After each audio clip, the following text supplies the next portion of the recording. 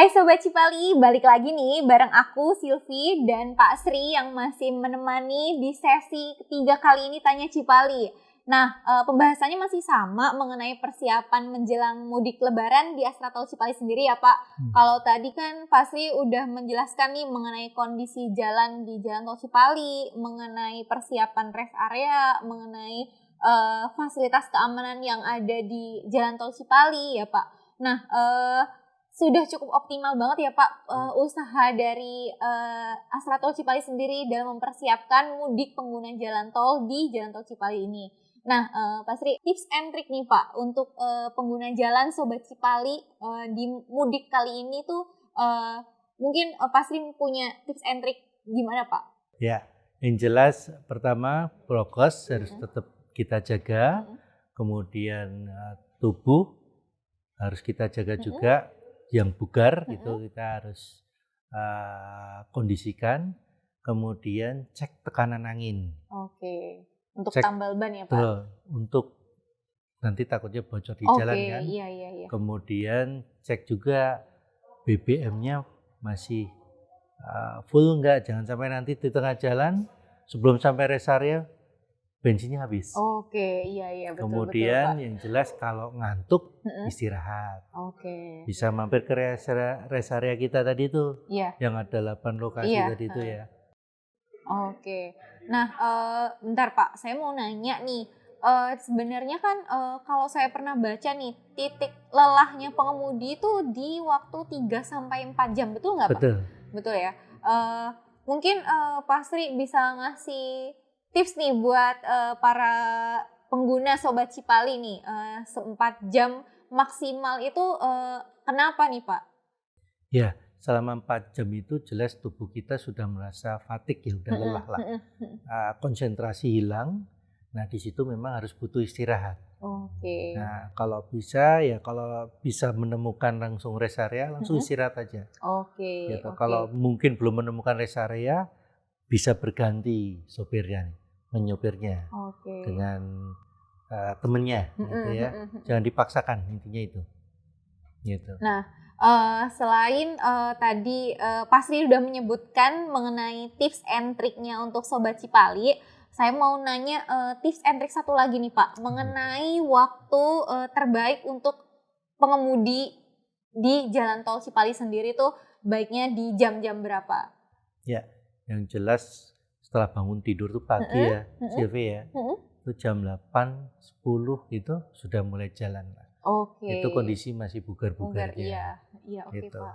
Jadi Sobat Cipali nih ya, berdasarkan sharingnya Pak Sri tadi, kita dapat 4 tips and trick ya Pak. Yang pertama jaga protokol COVID yang utama ya. Nah yang kedua kalian tetap jaga badan biar tetap bugar. Yang ketiga tadi Pak Sri menyebutkan yang ketiga jangan lupa nih cek dulu tekanan angin. Barangkali di tengah jalan nih tiba-tiba terjadi entah ban bocor atau apa kan malah keribetan sendiri kan kalian kan. Nah yang keempat kalian harus perhatikan isi BBM di kendaraan kalian. Nah untuk waktu terbaiknya kalian bisa di jam 8 sampai jam 9 pagi. Itu waktu terbaik dari rekomendasi Pak Sri nih. Nah Sobat Cipali, selain tadi Pak Sri memberikan tips and trick mengenai mudik lebaran nih, tadi Pak Sri juga menyebutkan tuh tips and trick kalian yang mudik di Jalan Tol Cipali itu baiknya di jam-jam pagi karena kondisi badan kita masih fit tuh abis istirahat.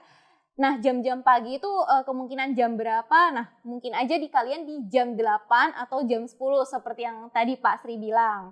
Selain itu aku mau menyebutkan tadi yang mungkin Pak Sri sempat singgung tuh. Jam istirahat itu maksimal untuk pengemudi itu 4 jam ya Sobat Cipali. Karena sudah ada studi dari Kementerian Perhubungan kalau titik lelah pengemudi itu maksimal di 4 jam. Nah Pak Sri, selain hal-hal tadi yang aku sebutin nih Pak, yang dari Pak Sri tadi ada tambahan lagi nggak Pak mengenai mudik lebaran di tahun 2022 ini untuk Sobat Cipali? Ya, mungkin ayo aman berkendara, patuhi rambu-rambu lalu lintas.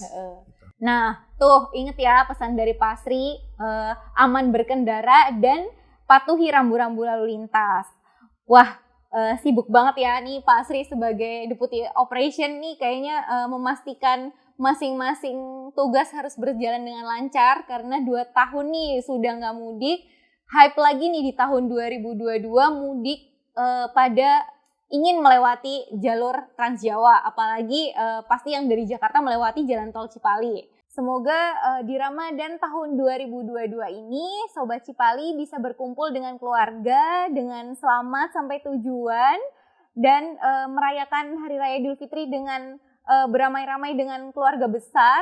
Nah untuk Pak Sri, terima kasih ya Pak udah sharing-sharing, udah menyempatkan waktunya ngobrol dengan aku di sesi Tanya Cipali kali ini.